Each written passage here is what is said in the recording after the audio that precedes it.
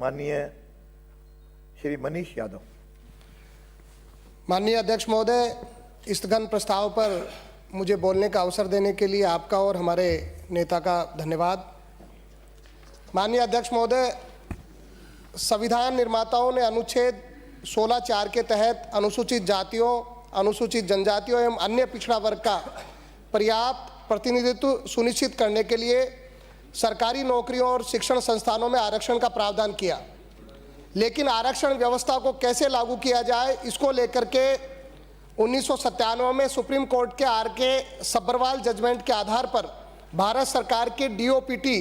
मंत्रालय ने जुलाई 1997 को रोस्टर रजिस्टर बनाने के लिए नियम बनाए। रोस्टर एक विधि है जिसके जरिए नौकरी में आरक्षण कैसे मिले इसको लागू किया जाता है और नियमानुसार लागू हो, इसको लेकर के ये सब्बरवाल जो जजमेंट था वो आया था। लेकिन हमेशा से इसकी धज्जियां उड़ाई गई है, इसमें बेईमानी करी गई है और इसकी वजह से आज जो SC, ST, OBC, MBC और EWS वर्ग के जो बेरोजगार युवा हैं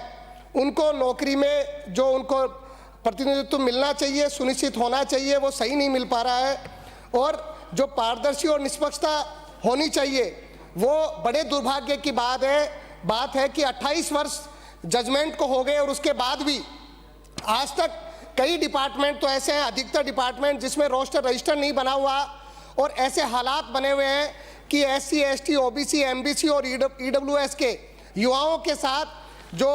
आरक्षण में जो संविधान निर्माताओं ने जो आरक्षण दिया उसमें भी छेड़छाड़ की जा रही है। मैं उसका एक बड़ा उदाहरण आपको बताना चाहता हूं कि 2 वर्ष की जो भर्ती है, अगर उसको आरक्षण की व्यवस्था को आप देखोगे तो 10,000 पदों की LDC भर्ती में OBC को 21% आरक्षण की जगह 15% आरक्षण दिया गया, जिससे 475 पद OBC वर्ग के कम कर दिए गए। वनपाल भर्ती में वनपाल जो भर्ती थी, महिला सुपरवाइजर भर्ती, उसमें SC को 16% आरक्षण होना चाहिए, लेकिन उसको 0% आरक्षण कर दिया गया। असिस्टेंट प्रोफेसर भर्ती 2025 में SC, ST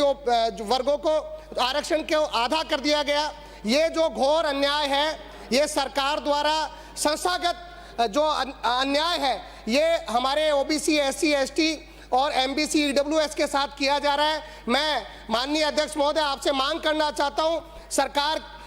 के लोग भी यहाँ बैठे हैं, तमाम जनप्रतिनिधि यहाँ बैठे हैं, आरक्षण में जो व्यवस्था हमको दी है वो आरक्षण की व्यवस्था इसलिए दी गई कि जो शैक्षणिक और सामाजिक दृष्टि से पिछड़ा हुआ था उसको उचित उसका सम्मान मिले, प्रतिनिधित्व मिले, लेकिन उसकी पालना आज तक प्रदेश में नहीं की जा रही। मैं आपसे मांग करना चाहता हूं कि हम लोग बैठ करके निर्णय करें और SC, ST, OBC, MBC, EWS के साथ न्याय करें और जो आरक्षण में उनको दिया गया था वो जो आरक्षण का लाभ था उनको पूरा मिलना चाहिए, रोस्टर रजिस्टर बनना चाहिए, सही तरीके से उसकी पालना होनी चाहिए। धन्यवाद।